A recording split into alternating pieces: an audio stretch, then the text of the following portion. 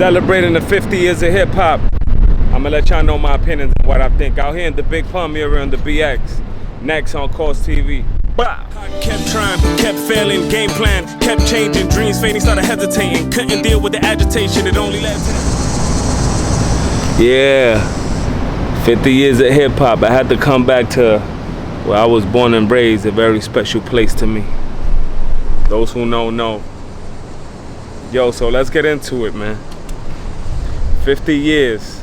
First, I am the culture. I am hip hop.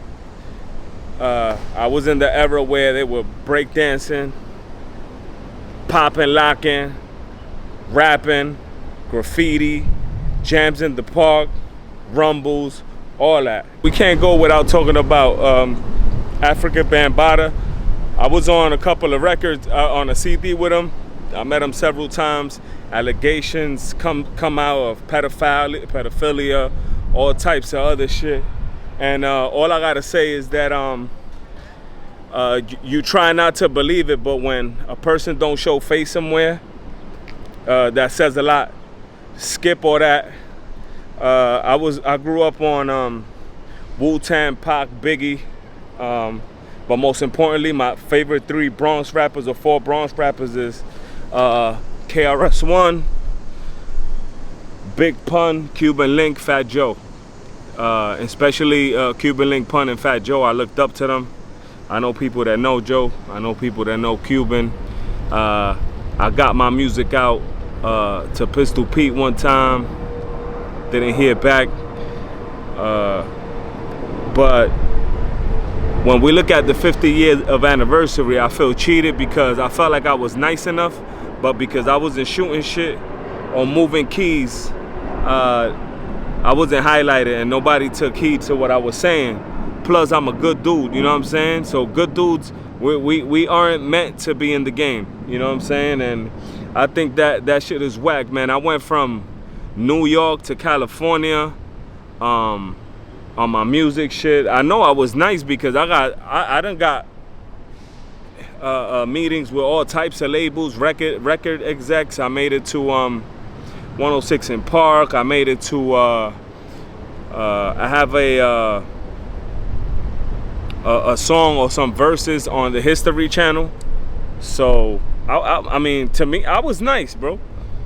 You know, niggas booked me out to California to perform, a nigga that nobody knows. So I felt like it was all God's plan, though, because I feel like that game is evil anyway, you know. But I felt cheated, just like a lot of rappers in the Bronx that are nice that didn't make it.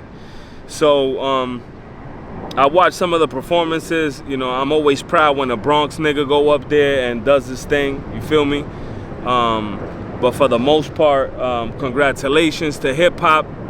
I hope things could change. I hope dudes like me could get the opportunity to just showcase their talent and make it, man. There's a lot of politics. There's a lot of shit involved. One artist told me if your music is good, you're gonna get noticed, but that's not the case, bro. I know a lot of nice rappers, you know, rappers that should be in the game, man. And so I think that's me speaking from a negative part. But hip-hop's been good to us, man. Anytime you could dance and listen to great music when you in a pain when you in a place where there's a lot of pain and you broken, you know, music is always a good part or a good thing to resort to, man. So I just had to come back to my block, man. This place where I'm at right now, I got a lot of childhood memories here, and I'm so happy to be back here, man. I spent a lot of hours and a lot of days out here. I used to write raps back here. I used to recite my lyrics back here, and it's a real good place to be for me, man. I remember they stretched somebody out here, right here. I believe his name was Mikey. They shot and killed Mikey there, over here.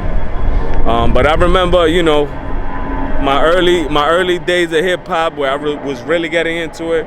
I remember listening to Fat Joe, The Shit Is Real. And at that same time, you hear gunshots. They killed some nigga in front of my building. I will never forget that, bro. The Shit Is Real, that album. And, you know, we used to see Joe around the block here and there. There's a few stories, you know, I'll get into later. But yeah, Joe used to be on the block too. Fat Joe used to come to 142 in Brook all the time. But yeah, this is my hood, man, and congrats to hip hop. I hope that we can make it better, especially for those who don't get that opportunity because they not shooters or killers or got the money to pay record execs to get on. So I hope it could change. I mean, right now, as I was going through the internet, and the guy Ebro from Hot 97 says that now you need to do African music or Latin music or you ain't gonna get played, which speaks volume. You know, record executives calling them in. So it is what it is, man. Happy anniversary, hip hop 50 years. Let's go another 50 more, but let's bring the lyrics back into play and the culture. You know what I'm saying? And I wish another 50 years of great music and great culture, man. Peace and love. Go in peace, yeah.